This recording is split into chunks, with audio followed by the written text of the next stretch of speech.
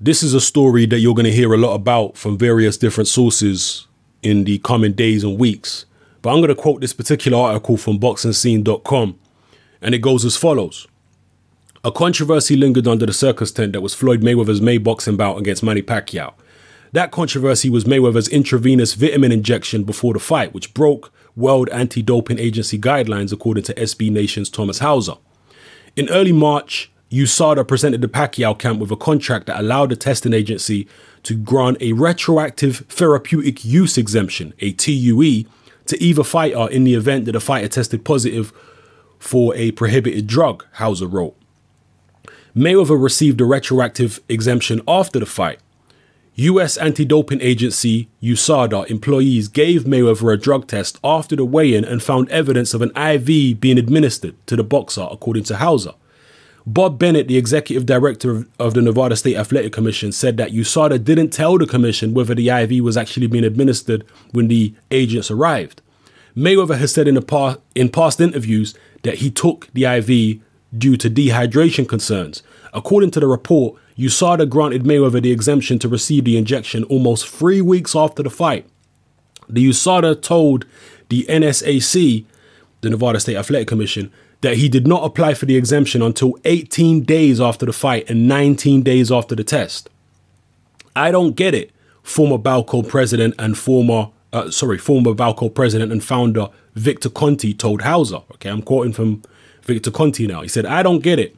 These are strict criteria for the granting of a TUE. You don't hand them out like Halloween candy. And this sort of IV use is clearly against the rules. Also, from a medical point of view, if they're administering what they say they did, it doesn't make sense to me. There are far more effective ways to rehydrate. If you drank ice cold Celtic seawater, you'd have far greater benefits. It's very suspicious to me. I can tell you that IV drugs clear an athlete's system more quickly than drugs that are administered by God, how do you pronounce that word? Subcutaneous injection. People correct me on that one, on how to pronounce it. So why did USADA make this decision? Why did they grant something that's prohibited? In my view, that's something federal law enforcement officials should be asking Travis Tygart. Okay, that's the article. I've left a link to it in the description below. Go read it for yourselves. Now, first and foremost, I've said in many videos previously that I'm highly suspicious of some of these cash cow fighters striking up very close relationships with particular drug testing agencies, especially when they flat out refuse to use other drug testing agencies. Okay? And the reason that I'm suspicious is because at the end of the day, these cash cow fighters are lining the pockets of some of these drug testing agencies. They have very cozy relationships.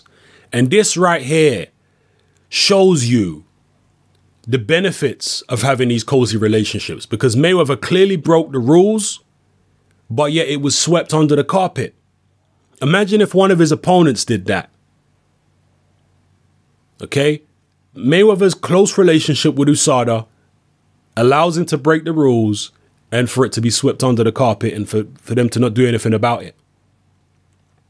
Now, Victor Conti clearly in that article suspects that Mayweather's actually taking performance-enhancing drugs and that the IV injection was nothing to do with rehydrating, because in his view, in his expert view, there are far more effective ways to rehydrate.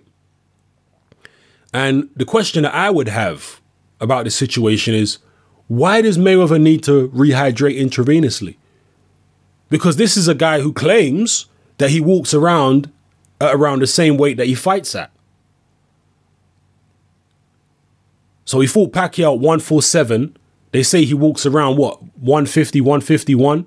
There is no reason why you'd need to rehydrate 3 pounds intravenously.